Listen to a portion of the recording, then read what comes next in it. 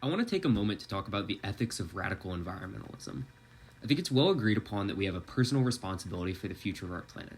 As we all know, carbon dioxide emissions and atmospheric carbon dioxide has been rising over the past years and is not slowing down at a rate that we need it to in order to not cause drastic issues. Forestation is also an issue. Millions of acres of forest are lost, especially in South America, every single year. And while we all have a personal responsibility and try and do certain things like reusing bags, reusable water bottles, lowering overall carbon impact, these things have an interesting ethical analysis to be done on them. These easy actions, while they don't sacrifice much and they don't threaten the larger systems, produce some good. However, individuals cannot change anything outside of their personal experience. The process is going to be too slow to make changes before it is too late. It's where we come to non-destructive direct action. Great example of this is tree sitting, where people to protect stands of trees would sit and live in them to prevent them from being deforested. Another great example of this is the Glen Forest Dam protest, where a crack was lowered, like a painted crack was lowered over a dam to protest its creation. This non-destructive, illegal protest can be really powerful in that it can disrupt day-to-day life and generate more interest in a cause.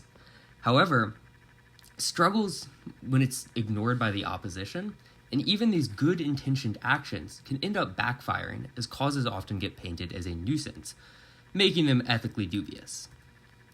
This comes to destructive environmental action, the most controversial.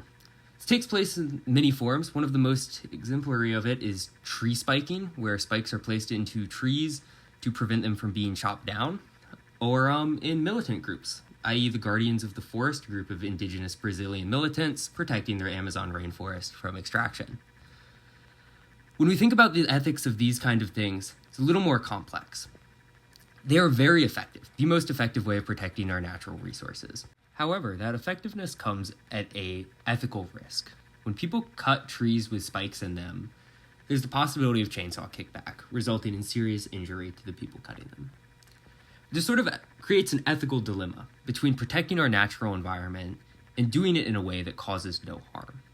People who support destructive environmental action argue that the means justify the ends, and that in order to protect our lands, we need to use tools that could possibly result in violence.